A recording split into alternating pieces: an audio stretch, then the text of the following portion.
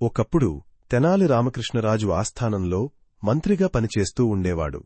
రాజు ఆయనకు చాలా బహుమతులు ఇచ్చేవాడు.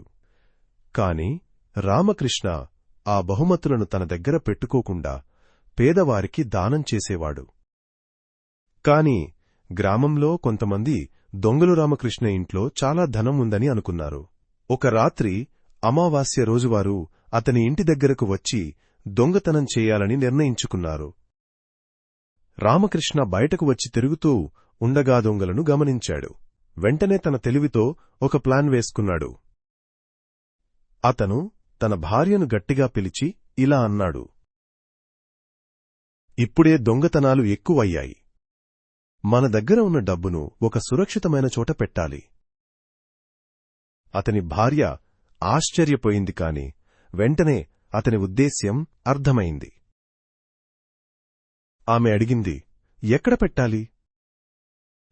రామకృష్ణ కొంచెం మెల్లగా కాని దొంగలకు వినిపించేలా చెప్పాడు, మన డబ్బును ఒక పెద్ద పెట్టెలో పెట్టి బావిలో వేయాలి. ఎవరూ అక్కడ వెతకరు.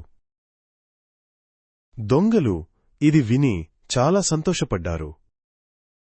కొద్దిసేపటికి రామకృష్ణ మరియు అతని భార్య ఒక పెద్ద పెట్టె తీసుకువచ్చి బావిలో పడేశారు.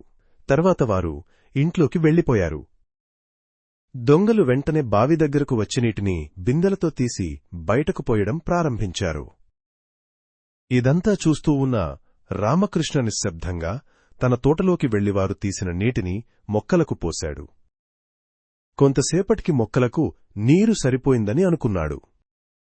అప్పుడు రామకృష్ణ గట్టిగా అరిచాడు, అయ్యా, చాలు నీరు. నా తోటకి నీళ్లు పోశారు. మీకు ధన్యవాదాలు. దొంగలు భయపడి వెంటనే అక్కడి నుండి పారిపోయారు. మరుసటి రోజు రామకృష్ణ ఈ విషయం రాజుకు చెప్పాడు. రాజు అతని తెలివిని చూసి చాలా సంతోషపడ్డాడు.